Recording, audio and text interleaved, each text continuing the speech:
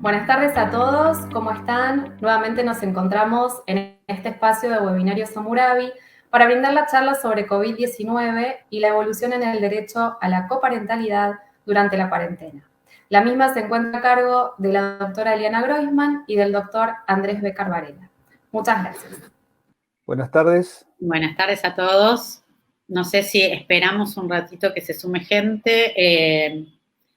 No sé bien si se ve, pero arrancamos, me parece. ¿Arranco, Eliana, entonces? Sí, dale. Bien, como ya vieron en el título de la charla de hoy, esto es la evolución en el derecho a la coparentalidad durante la cuarentena. Quiero aclarar de entrada que nos estamos refiriendo a la coparentalidad en relación a hijos de padres separados.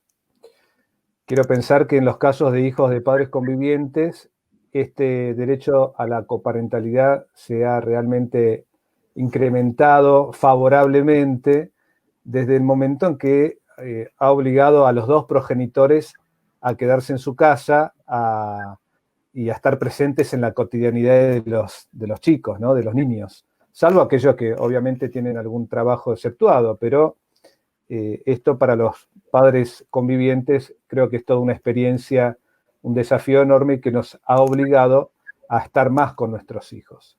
Entonces, los problemas o la evolución que nosotros vamos a hacer respecto a la coparentalidad nos vamos a referir a aquellas situaciones de hijos de padres separados.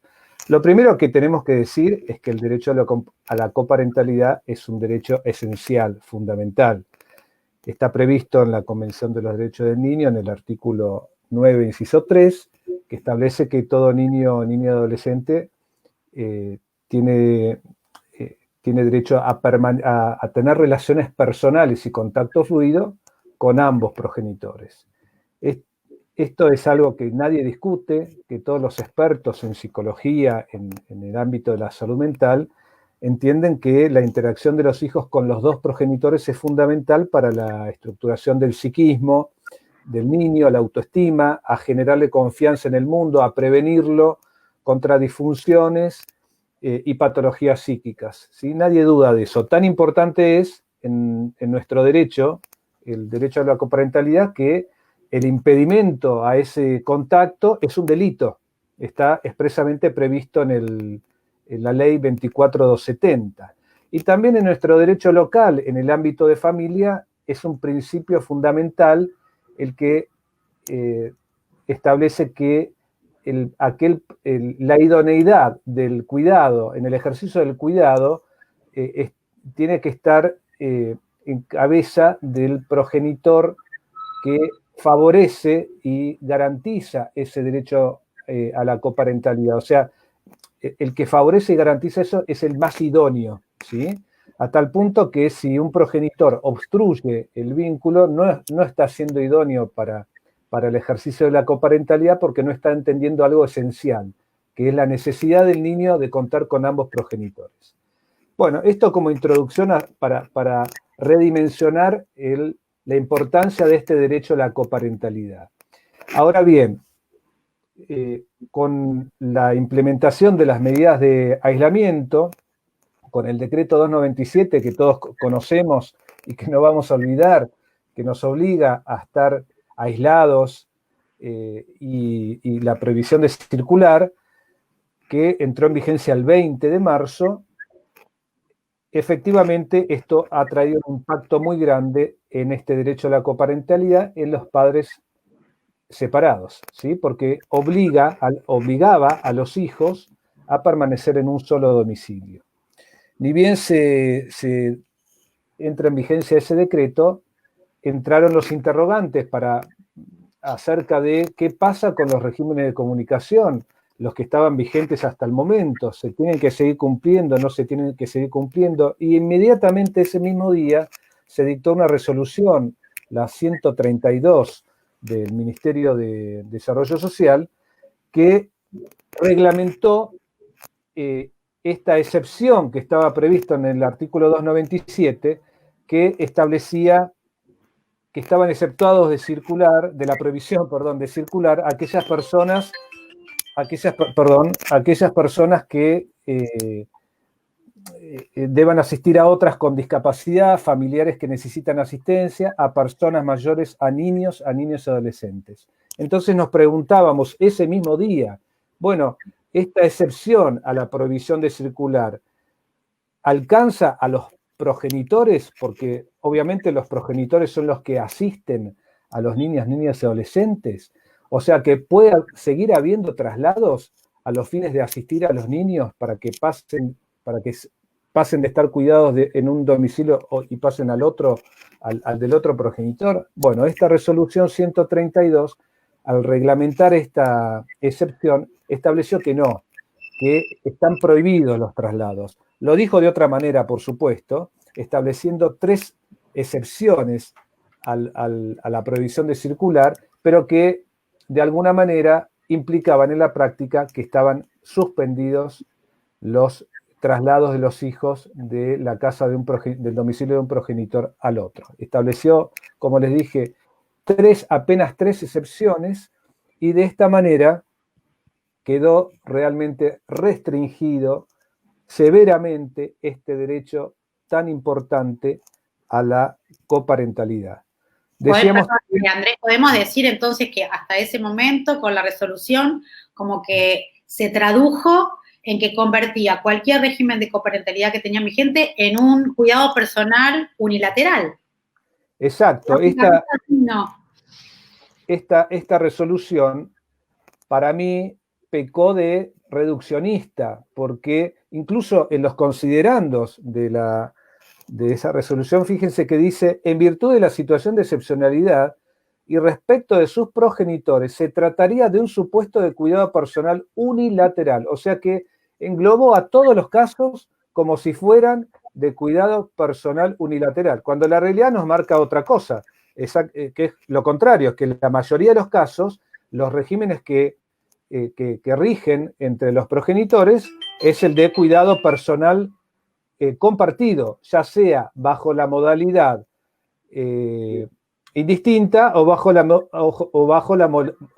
modalidad alternada. Perdón que estoy silenciando el celular que me quedó bien. Bueno. Y aún para aquellos que también tenían un cuidado personal compartido con una modalidad convivencial compartida, porque los obligaba a quedarse donde se encontraban al momento de dictarse la cuarentena. Exacto, se admitía solo un traslado, que era para el caso donde cuando los chicos habían quedado en el domicilio que no era el centro de vida, entonces se admitía que fueran a ese domicilio que era el centro de vida para continuar la cuarentena allí, y después también supuestos de trabajo, por supuesto, situaciones de trabajo, por situaciones de fuerza mayor o por situaciones de salud, donde el progenitor que cuidaba a los chicos se enfermaba, por ejemplo, estaba autorizado a trasladarlo al otro. Con lo cual, de alguna manera, esta resolución 132 restringió más aún la excepción que estaba prevista en el 297, que a secas decía asistencia a niños, niñas y adolescentes. Esta resolución prácticamente los restringió al mínimo, prohibiendo los traslados, salvo, como dije, en estas excepciones.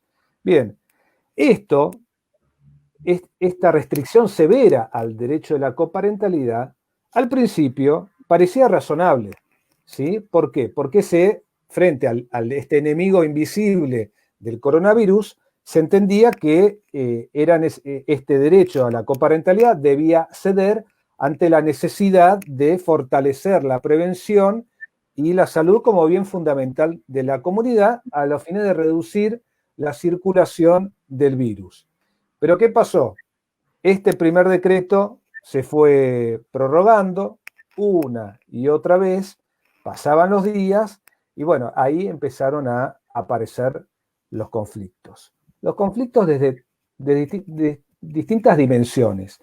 Una, desde los mismos niños. Imagínense la cantidad de chicos, hijos, que estaban acostumbrados a una coparentalidad, que estaban acostumbrados a estar 3 días con la mamá, 2 días con el papá, con un progenitor, con el otro progenitor, y de buenas a primeras se les cortó abruptamente esta posibilidad, quedando obligados a estar confinados con un solo progenitor. Este corte fue muy abrupto y a medida que transcurrían los días, los perjuicios se acentuaban, ¿sí? Los chicos ya empezaban a reclamar, a extrañar, a tener cambios en su conducta, a tener otros síntomas de este malestar y pedían, reclamaban pasar unos días con el otro progenitor. También desde otra dimensión, mirada desde aquel progenitor que se había quedado con los hijos, porque era el domicilio principal, supongamos, bueno, la carga de la atención diaria, las 24 horas de los 7 días, estando al cuidado de los hijos. Las tareas escolares, sumado a las tareas escolares. Que son exigentes, por lo menos en los colegios de clase media, de media alta, las exigencias son muy altas porque siguen dando clases en manera virtual y haciendo tareas que son muy intensas. Bueno, estos progenitores, algunos decían, bueno, yo necesito la ayuda también del otro progenitor, porque esto se me está haciendo muy pesado. Y también empezaron a haber reclamos de esta naturaleza. Y la contracara es los progenitores que quedaron fuera del cuidado de los hijos, que pasaban los días y se les estaba haciendo muy cuesta arriba no poder ver a los hijos y no poder interactuar también y participar en la vida de los hijos activamente en el marco de este confinamiento. Porque si bien, obviamente, que era admitido, como no podía ser de otra manera, la comunicación a través de los medios telefónicos o medios virtuales, eso de ninguna manera reemplaza el encuentro, la presencia del progenitor con el niño. Bueno, esto, Eliana, como habrás visto, empezó a generar muchos conflictos, muchos reclamos. Bueno, ¿sí? nosotros lo empezamos a ver en las redes y muy en forma de un reclamo muy concreto, y también nosotros también empezamos a dar nuestra opinión acerca de la posibilidad de una flexibilización de esta restricción tan categórica que vos mencionaste. Sí, empezamos haciendo notas, haciendo comentarios sobre la necesidad de una flexibilización. Vos fíjate que el primer día del decreto, del 20 de marzo, yo ya me estaba jugando directamente a mandar una carta abierta al presidente por las redes diciéndole que estableciera que dentro de las excepciones se contemplara el traslado de los niños. Yo ya desde el 20 de marzo. Obviamente eso no me hicieron, no recogieron el guante de ese reclamo, pero bueno, se empezó a instalar y además también a través de las redes reclamos espontáneos de la gente. Se formó un hashtag que tuvo bastante visibilidad, que se llama el nombre hashtag hijos de padres separados en cuarentena, que empezaron a protestar frente a esta limitación. Y también... más que nada, digamos, que se visibilice ese reclamo concreto y ese derecho que estaba siendo obstruido. Digamos, que no había sido contemplado, creo, más que obstruido, que no había sido contemplado. Tal cual. Pero sí yo tengo que mencionar, porque entiendo que tu humildad no te lo permite, que vos tuviste acciones positivas, concretas, para que realmente esta flexibilización llegue, y que llegó de la manera muy parecida en que vos lo sugeriste, no solo por las notas que vos escribiste de doctrina, sino porque vos tuviste una incidencia interesante y importante, que hiciste la propuesta concreta de una reforma del artículo, y que se la dirigiste públicamente en las redes, tanto al presidente de la Nación como al jefe de gabinete, como, bueno, otros funcionarios que incidían en este tipo de modificaciones o reglamentaciones, y que tuvieron eco, porque la decisión administrativa finalmente, bueno, ahora vos vas a llegar, recoge bastante de tu propuesta inicial de la alternancia, ¿no? Sí, bueno, y a eso se le sumó también notas periodísticas. Los medios empezaron a acompañar los reclamos de la gente, y también las peticiones, los reclamos judiciales, ¿no? Ahí vos fuiste también una de las primeras, Eliana, en que empezaste a reclamar que se flexibilice esto judicialmente, y tuviste un par de asuntos que incluso salieron en los medios. No sé Porque si vamos a aclarar algo, que aún, y en esto interrumpo, que aún cuando los padres estaban de acuerdo, que nosotros sabemos y conocemos que aquellos progenitores que desde el principio se pusieron de acuerdo sin perjuicio de que la normativa impedía cualquier traslado, de alguna manera lo hacían siempre dentro de la misma jurisdicción, pero, y justamente es lo que me llevó a mí a la primera presentación, que eran dos progenitores que si bien querían la alternancia cuando aún estaba prohibida, no la podían llevar a cabo porque una estaba en capital y otra en provincia. Entonces, aún cuando los progenitores estuvieran de acuerdo que continúe la alternancia, el DNU no se los permitía porque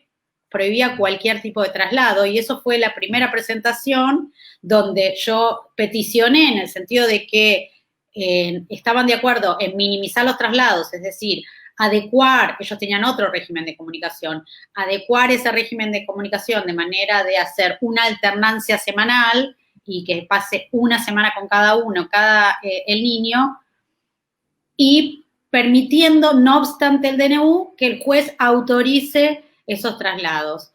Y este juez, que fue el juez del 102, todavía antes de que salga la decisión administrativa de la alternancia, entendió que la excepción que estaba prevista, que vos mencionaste del artículo 6, que decía que el único traslado permitido era aquel para llevar al niño al lugar donde consideraba que iba a cumplir adecuadamente la cuarentena, este juez entendió que el interés superior de ese niño para cumplir adecuadamente la cuarentena era una semana en casa de cada progenitor. Es decir, que entendió que la norma tenía algún tipo de flexibilidad y era aplicable al caso concreto. Bien, en este caso existía la nota característica que los dos estaban de acuerdo en flexibilizar. Ahora, los problemas más conflictivos se presentaron cuando alguno de los progenitores, el que estaba al cuidado de los hijos, se amparaba en esta cuarentena para afectar, impedir ese vínculo con el otro progenitor, bloqueando o reduciendo al mínimo la posibilidad de comunicación telefónica por otro medio virtual, ¿sí? Y esto era muy grave porque además perjudicaba mucho a los chicos, porque lo percibían, muchos de ellos los podían percibir esto como un alejamiento del otro progenitor o un abandono del otro progenitor justo en un marco de emergencia donde los niños precisamente reclaman más atención y la presencia más activa de los dos progenitores. Bien, todos estos conflictos se fueron visibilizando, decíamos, a través de los medios, a través de fallos judiciales. Uno después, al poco tiempo, antes de la decisión administrativa que ahora vamos a comentar, también se animó a declarar la inconstitucionalidad de la resolución 132 porque había sido dictado por un ministerio en exceso de sus funciones. Y bueno, eso se logró unos días antes de que saliera finalmente la decisión administrativa 703 que dio vuelta a toda esta situación y de alguna manera acogió todos estos reclamos que se venían visibilizando a través de todos estos medios que acabo de decir. Esto fue el 1 de mayo del 2020, ¿sí? Y es muy interesante prestar atención a los considerandos de esta decisión administrativa 703 que se sanciona el 1 de mayo y entra en vigencia el 2 de mayo.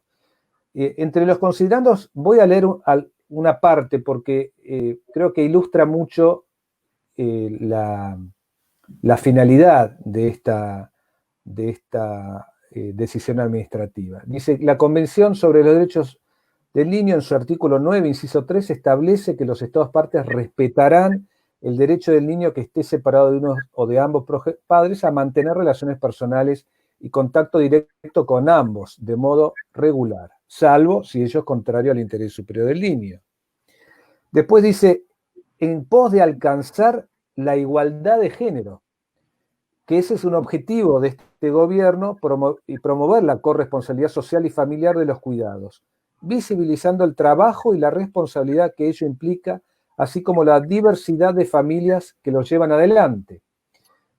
También sigue los considerando que una distribución equitativa del trabajo del cuidado de niñas, niños y adolescentes reduce la desigualdad de géneros y aporta al bienestar de la sociedad. O sea, recogió todos estos reclamos que nosotros veníamos planteando, ya sean notas jurídicas, en los reclamos judiciales y los medios de comunicación. Precisamente garantizar ese derecho a la coparentalidad que estaba siendo severamente afectado y que eso no implicaba ir en contra de la necesidad de preservar los contagios, de preservar, la circulación del virus, ¿no? Entonces, todos estos considerandos me atreví a leerlos porque justamente hablan de esa necesidad. Y establece en el artículo 2, puntualmente, el jefe de gabinete decreta. En el artículo 1.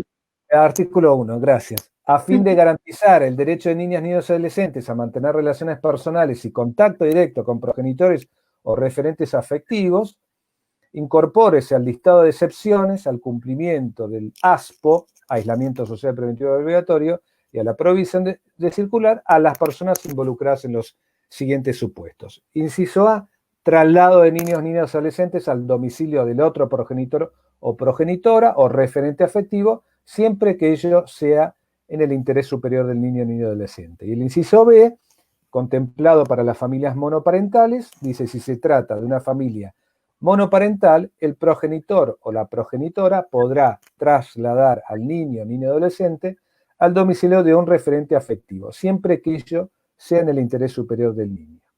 Y aclara que ese traslado que está admitiendo podrá realizarse una vez por semana. Bien, inmediatamente y ya prácticamente fin a esta evolución, salieron algunos interrogantes de cómo debía interpretarse esta decisión administrativa, si eso significaba que los chicos necesariamente, los hijos tenían que estar una semana con cada progenitor, o si podían estar, qué pasaba con los casos, por ejemplo, donde niños muy pequeños, de 1 año, esto implicaba que tuvieran que estar necesariamente una semana con cada progenitor, porque si me limita a un traslado por semana, eso significa que necesariamente con cada progenitor tienen que permanecer una semana. Bueno, acá también empezaron a salir estos interrogantes y tanto la doctrina como la escasísima jurisprudencia que yo pude rescatar claramente un fallo que habla precisamente de esta decisión administrativa que se dictó, creo que el 13 de mayo, por el Juzgado Civil 92 de la doctora Famá. Fíjense que justamente hablando de cómo deben interpretarse estos traslados, dice, no parece razonable sostener establece que esta decisión administrativa apunta a un régimen estándar, ¿sí?, de alternancia semanal, aplicable a todos los casos, pero eso no implica, dice la doctora Famá, que en el caso concreto los tribunales no puedan decidir con un alcance diverso, siempre en función del interés superior del niño. Y afirma también en otro pasaje, no parece razonable sostener una interpretación estricta de la decisión administrativa cuando en la ciudad autónoma de Buenos Aires se habilitaron salidas recreativas para todos los niños, niñas y adolescentes durante los fines de semana. El riesgo de contagio puede presentarse en cualquiera de estas situaciones.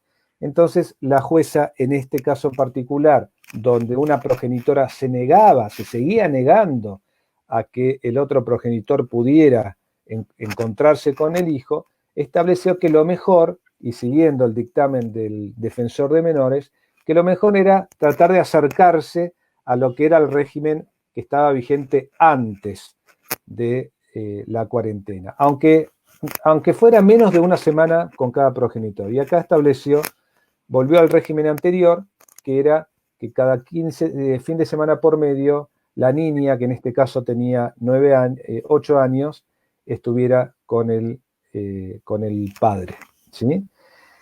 Bueno, esto es la evolución que tenemos hasta la fecha. Por supuesto que hay un montón de reclamos que ya están judicializados porque las partes no se ponen de acuerdo cómo readecuar ese régimen de comunicación que tenían antes de las medidas de aislamiento, no se ponen de acuerdo, entonces lo tienen que someter a la decisión del juez. Y el juez tiene que darle pronto despacho a estas situaciones. Por supuesto que tiene que habilitar la feria en capital o el asueto, como se dice en provincia, porque son casos urgentes, porque cada día que pasa, los chicos se van perdiendo la posibilidad de volver a esa coparentalidad. Entonces los jueces tienen que admitir y lo están haciendo. Y hay muchos que están todavía en los tribunales en los casos en que los progenitores no se ponen de acuerdo. Bien, Eliana, ¿me escuchás ahí? Bueno, sí, te estoy escuchando. Bueno, retomo un poco, sigo un poco con lo que vos relataste y yo iba a contar un poquito qué pasó en los tribunales, o sea, qué eco tuvieron los distintos reclamos que tuvimos, como vos bien mencionaste. Estaban aquellos que, a pesar de que estaban de acuerdo, no podían llevar a cabo los traslados porque estaba todo traslado prohibido. Están aquellos que no tenían la mayoría, ¿no?, de los casos en que el progenitor no conviviente se quedó sin ninguna posibilidad de ver o de convivir algunos días con su hijo y que no se han puesto de acuerdo aún después de la decisión administrativa, y estaban aquellos progenitores que se quedaron a cargo de los niños, pero que la sobreexigencia que eso significaba en esa situación reclamó ayuda al otro progenitor para que compartiera las tareas escolares, las tareas domésticas y el cuidado y la crianza, y no obtuvo eco. Todos esos casos fueron llevados a tribunales con distintas resoluciones. En el caso que uno de que me tocó participar, que era de una mamá que había quedado a cargo de las niñas, dos nenas, una de 7 y otra de 9 años, y que ella seguía con su trabajo a distancia desde el hogar, además de hacerse cargo obviamente de las tareas domésticas de la casa, también el acompañamiento escolar, que era de mucha exigencia. Reclamó al progenitor que ellos tenían un régimen alternado, que quiere decir que un día por semana y un fin de semana alternado el padre compartía con sus hijas, pero sin perjuicio de eso, dictaminada la cuarentena y aún después de la decisión administrativa que autorizaba la alternancia, el padre sostenía que como él llevaba a cabo una actividad de las exceptuadas, que es la agropecuaria, y circulaba, tenía miedo de contagiar a las hijas, él decía que tenía más riesgo de contagiarse y por lo tanto transmitir a sus hijas y poner en riesgo la salud de ellas. En ese contexto yo hice una petición, digamos, que creo que también es importante, que cuando hablamos del derecho a coparentalidad es un derecho deber, ¿no?, que también tiene la contracara, así como también es un derecho deber de los niños a tener un contacto personal y frecuente y fluido con ambos progenitores. Y bueno, en realidad lo que se solicitó es la imposición de que el otro progenitor se haga cargo de la responsabilidad parental, ejerciéndola en forma efectiva, llevándose a las niñas, ocupándose de todo lo que significa el cuidado personal, ejerciendo en la práctica el cuidado personal, acompañándolas en la tarea. Corrido el traslado, el progenitor volvió a sostener su negativa, la misma que había hecho en forma extrajudicial, con el mismo argumento. Y lo interesante, creo que de este fallo fue que el juez, tanto el defensor como que entendieron que que sí se tenía que imponer y ordenar al padre asumir su responsabilidad parental y retirar a las niñas y llevarlas unos días a su casa, pero sí también esta pregunta, Andrés, que nos hacíamos de que la decisión administrativa contemplaba un traslado por semana y que al principio hubo algunas preguntas acerca de si eso implicaba que los chicos debían permanecer 7 días o si era solo una pauta orientadora, como vos mencionaste que la doctora Famá menciona en su fallo. Y efectivamente, en este caso también, el juez entendió que se tiene que adaptar en cada caso particular y adecuar al régimen que tenían eventualmente esa familia. En este caso, como esta familia tenía un día por semana y fin de semana alternado, para minimizar los traslados, lo que se hizo es juntar los días y decir que de jueves a domingo, juntar el día de la semana que tenía en forma independiente con el fin de semana y así minimizar los traslados, minimizar el riesgo de circular, pero imponiéndole que debía tener, en este caso, 4 días por semana en forma alternada, las niñas en su hogar. Pero otra cosa interesante que tuvo este fallo que a mí me interesa destacar es que no solo estableció y resolvió el tema de la responsabilidad parental en mí, digamos, teniendo como eje el interés superior de las nenas que entendían que tenía que garantizarse el contacto personal y frecuente con su progenitor, sino que también hizo mucho hincapié en la solidaridad familiar y en una distribución equitativa de las tareas. De las tareas en general, porque, digamos, de la manera que habían quedado las cosas, hacía 45 días que la madre tenía el cuidado personal exclusivo, las tareas escolares, las tareas domésticas y la convivencia exclusiva. Entonces, de esta manera también, digamos, refiriéndose y mencionando la Convención contra toda discriminación contra la mujer, contra la eliminación de toda discriminación contra la mujer, dijo que entendía que era más equitativo repartir el tiempo con el que cada uno de los progenitores iba a estar al cuidado de las niñas. A ver, Eliana, acá además este fallo para mí es muy importante, no solo para el marco de pandemia, sino para el futuro, porque abre la puerta para que los progenitores que están ejerciendo el cuidado personal reclamen que el otro también ejerza ese cuidado o esa coparentalidad. Asuma las responsabilidades derivadas de. Vos fijate que siempre la mayoría de los reclamos que tienen que ver con regímenes de comunicación los hace el progenitor que se ve privado de poder ejercer la coparentalidad, porque el otro no lo deja. Esos son la mayoría de los reclamos que tienen que ver con el régimen de comunicación o de cuidado. Ahora, ha habido muchos, no sé si muchos, pero ha habido juicios que se iniciaron cuando, por ejemplo, una madre reclamaba que el otro progenitor se haga cargo algo del hijo, más allá de lo económico. Y los fallos decían, no sé si te acordás, decían, no, bueno, pero no podemos exigirle amor a un progenitor. Si un progenitor se desentiende y no se quiere ocupar del hijo, nosotros no podemos obligarlo a que se haga cargo del hijo. No sé si vos te acordás de eso, Liana. Y esto, de hecho, tuvo bastante eco esto porque la gente decía, bueno, hasta ahora uno le podía imponer el cumplimiento de una cuota alimentaria, pero no imponerle ser padre. Exactamente.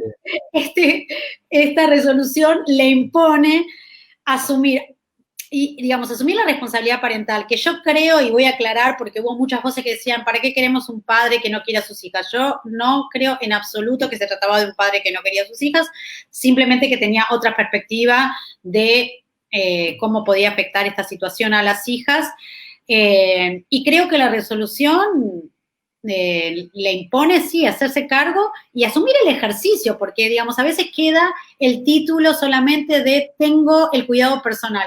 Pero ¿qué significa tengo el cuidado personal compartido?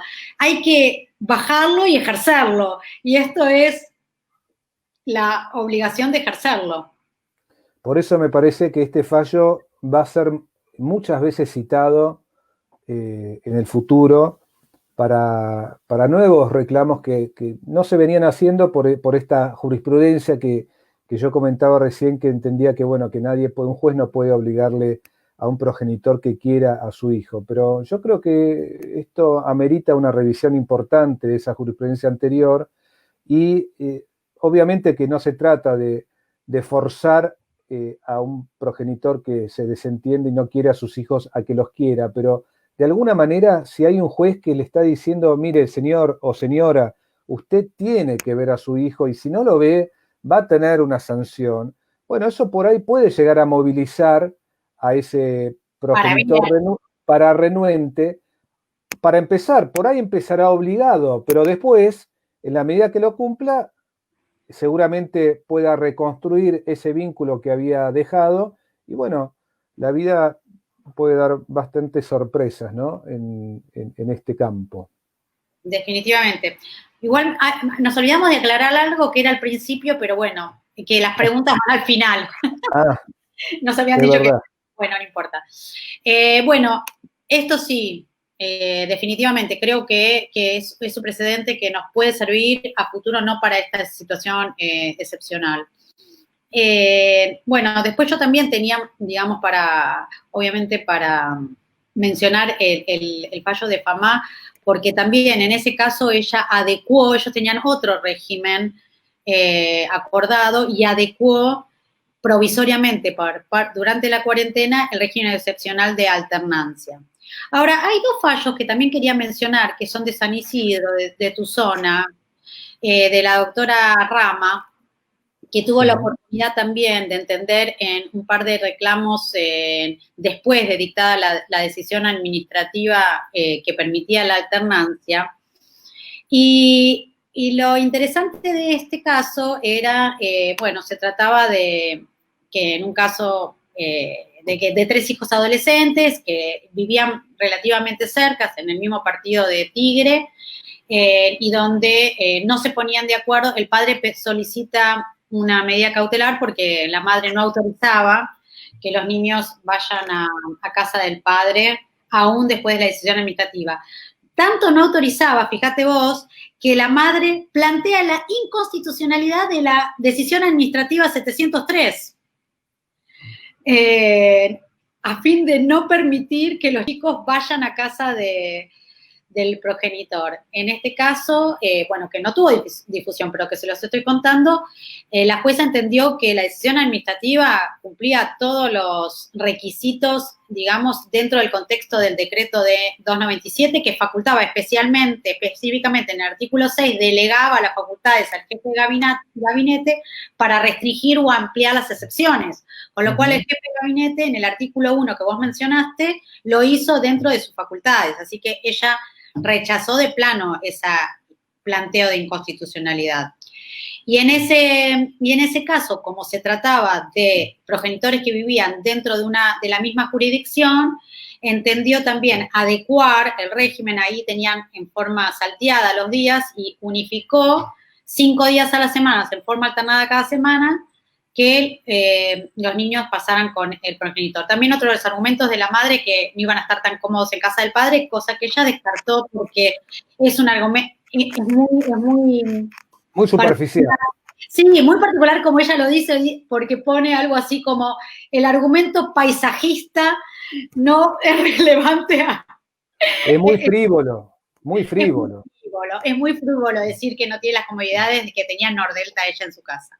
Pero decime, Eliana, ¿qué tiene que haber en la cabeza de un progenitor para que después de 70 días de permanecer bajo su cuidado siga sosteniendo que no es bueno que lo vea el otro progenitor? Salvo que obviamente haya una razón poderosa, que realmente el otro progenitor no se cuide no se cuide responsablemente frente al coronavirus y que exponga a los chicos, pero si no hay eso, ¿no? Realmente es absurdo y acá los jueces tienen que ser drásticos y severos para marcarle un límite al progenitor que invoca, se ampara en esto del coronavirus para impedir el contacto presencial del otro progenitor, ¿no? Y como conversábamos, yo creo que la cuarentena se convirtió en un instrumento en la pelea que subsiste por otros motivos entre los progenitores, creo. Sí. Y el otro fallo de este mismo juzgado de San Isidro se trataba de un planteo de una medida cautelar también a los fines de mantener el contacto, pero en este caso era una niñita de 1 año y estaban bastante distanciados porque la madre vivía en Quilmes y el padre en el partido de Vicente López. Y entonces, en este caso, la jueza entendió que el interés superior de la niña, o sea, el padre pedía trasladarla por unos días al partido de Vicente López. Y ella entendió que ese traslado, o sea, que esa petición era desproporcionada y no era adecuada en relación, digamos, a que se trataba de una niñita de 1 año que todavía mantenía la lactancia.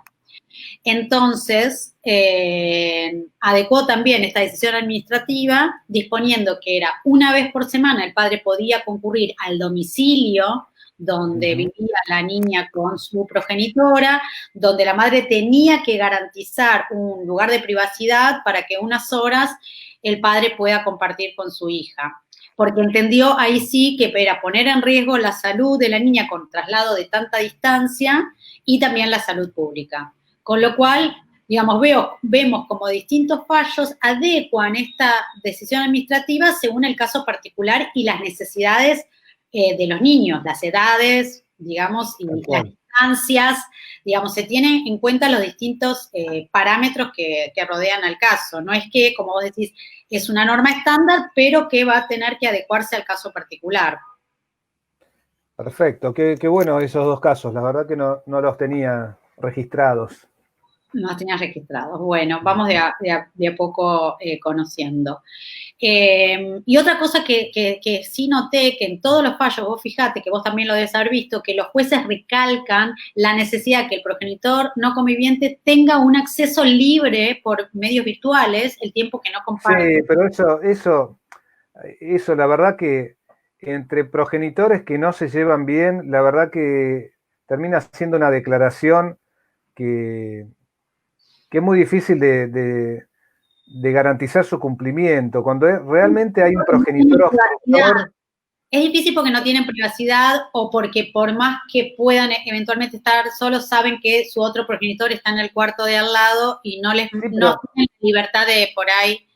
No solo eso, cuando los chicos son muy chicos, quien administra y quien posibilita la comunicación es el progenitor que está con los chicos, con lo cual, si el otro progenitor intenta llamar y la progenitora o el progenitor que está con los chicos no le atiende, le bloquea el teléfono o le corta los llamados, esas comunicaciones virtuales está bueno que se enfatice en su necesidad y su importancia, pero en realidad si hay mala fe de parte del progenitor que está a cargo de los hijos, es muy difícil de combatir esa manera de obstruir el contacto. Bueno, una de las cosas uno de los argumentos que proponía uno de los casos de San Isidro que te comenté, que eran los chicos adolescentes, la madre pedía que sean entrevistados virtualmente por la jueza antes de permitir el traslado. Y la jueza dijo que no iba a hacer esa audiencia, que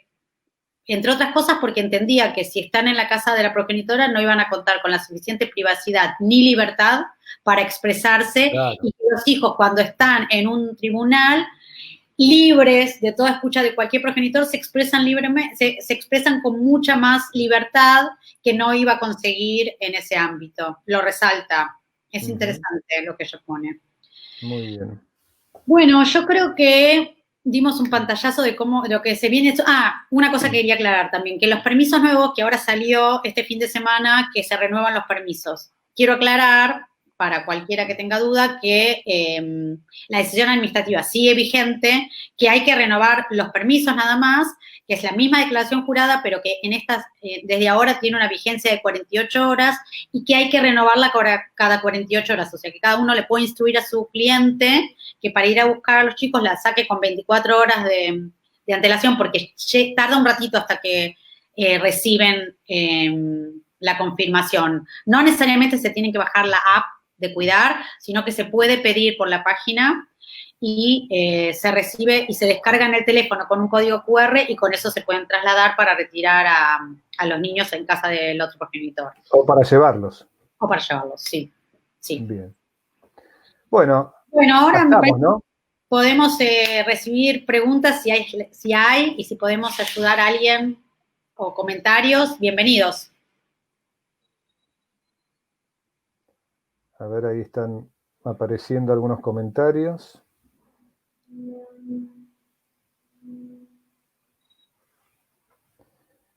¿Vos ves algún comentario, Liana? No, ahí, fíjense en comentarios, dice. Acá. Fíjense en comentarios. Bien. ¿Dónde está eso? A ver. En leave comments, fíjate que dice. ¿Qué fallo es? Noelia dice, ¿qué fallo es? ¿Podría repetirlo? ¿A qué fallo? ¿Cuál de los fallos que mencionamos es el que tenés interés, Noelia? Mira, acá María Luisa Ávila dice, a través de medios virtuales es imposible con niños pequeños. Yo también lo pensé. En este caso de San Isidro, el segundo que mencioné, es una nena de 1 año. Y la jueza específicamente en el fallo dispone un régimen de comunicación de 3 veces por semana, de los cuales 1 es presencial y 2 virtuales. Y le impone a la madre que tiene que encontrar la forma de que una nena de 1 año vea a su progenitor las otras 2 veces por semana. No sé, pero sí. Después acá Lourdes pregunta, ¿qué pasa si el niño vive con personas de riesgo? Bueno, eso me han preguntado. Tiene que tomar los recaudos. O sea, pasa mucho y bueno, a ver, personas de riesgo son personas mayores de 60 o 65, ya son personas mayores de riesgo y hay muchos chicos que están con personas de riesgo en la medida en que esa persona de riesgo no salga de la casa, no se exponga al contagio, los chicos no van a tener ningún problema, pero no veo, hay que ver a qué riesgo se refiere, ¿no? Y después creo que no hay más. Me habían preguntado, había una madre que estaba preocupada porque el progenitor estaba convocado en tareas de salud en un lugar donde tiene posibilidades concretas de contagio por ser un profesional de la salud. Y que si eso era motivo para impedir, digamos, el contacto. Y la verdad que yo considero que, personalmente considero que no, porque creo que los profesionales de salud toman todos los recaudos que correspondan para cuando llegan cuando trabajan y cuando llegan a sus hogares, no transmitir y cuidar para no contagiar, porque de esa manera, digamos, ningún funcionario o ningún profesional de la salud se vería posibilitado de seguir conviviendo con su familia. Con lo cual yo creo que frente a la confrontación de esos derechos sigue teniendo prioridad el contacto directo con el hijo. Bien, después Isabel pregunta la posibilidad de acordar las visitas, bueno, ya la palabra visitas ya no se usa más, se dice los encuentros o la comunicación. ¿Es solo si hay acuerdo homologado anterior? No, o sea, puede haber acuerdo antes o no. Todo lo que sea acordable y se consensúe con otra parte, bienvenido sea. En caso de no haber y ante la negativa del progenitor no conviviente de ver a los niños, ¿se puede hacer algo? Ante la negativa de ver a los niños. Bueno, acá este tema creo que lo hablamos, Eliana, y vos justamente tuviste un caso donde el otro progenitor no quería ver a los niños y vos reclamaste, por favor, que se le obligue a participar y a ejercer la coparentalidad también y se ha logrado, con lo cual eso es factible. Después Pablo dice, ¿debo pedir readecuación o declarar inconstitucionalidad? La madre está cerrada en el vínculo y en el día establecido por resolución administrativa controla minutos y segundos.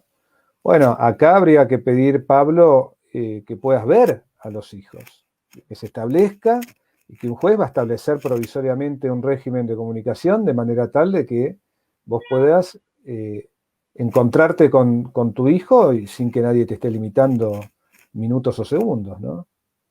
Acá Majo Vera dice, tengo un caso en donde hay 3 hermanos de edad, de diferentes edades, algunas veces la más chica quiere ir y otras veces no quiere ir. Y el padre le dice a la madre que si se lleva a los chicos de acuerdo a su régimen, se lleva a los 3, si no, no se lleva a ninguno de los 3. ¿Qué opina al respecto? ¿Qué le dirían a esa madre que no quiere obligar a la más chica a ir si no quiere? No sé de qué edad estamos hablando, ¿no? Digamos, es importante, obviamente, la actitud proactiva del progenitor conviviente a alentar que el régimen acordado se lleve a cabo.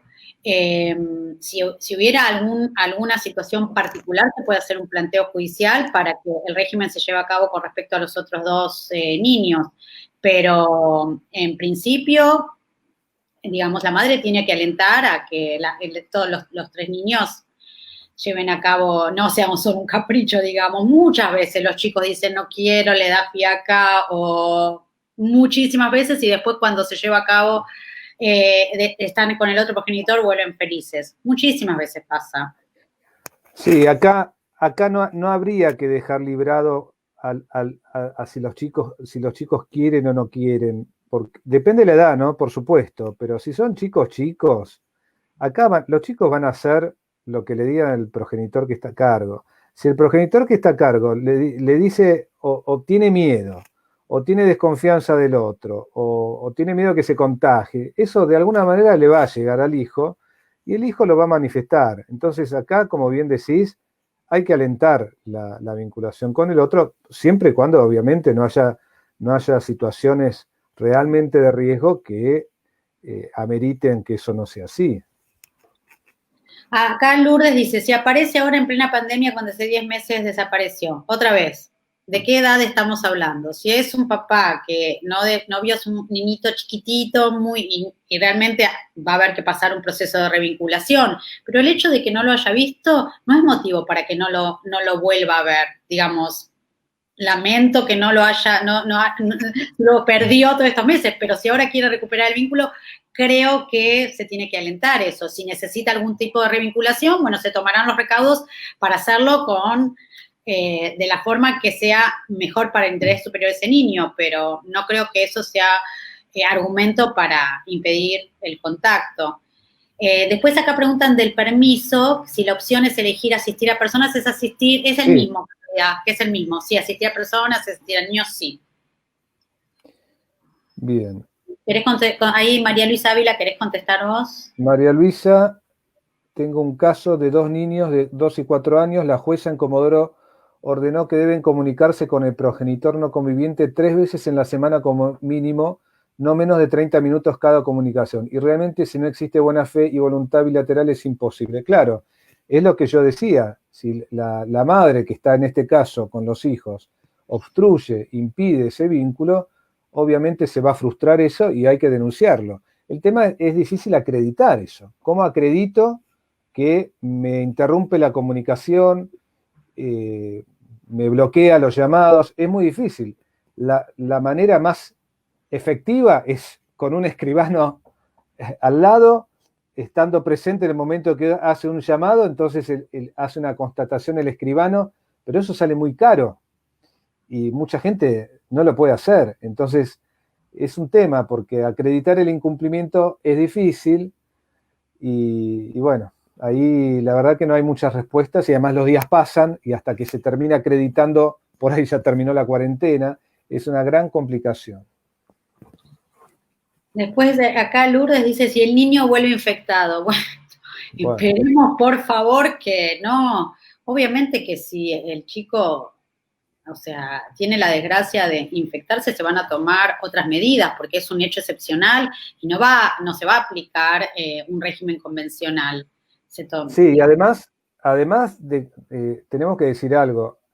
Acá hubo, a mi criterio, una sobreprotección desmedida hacia los niños con el tema de que no pueden salir de la casa, no pueden salir bajo ningún contexto, cuando en realidad están autorizados cantidad de salidas de mayores que vuelven a la casa y pueden contagiar al hijo, ya desde el momento que uno puede ir al supermercado, donde hay mucha gente, puede volver y contagiar al hijo. O sea que, y además los niños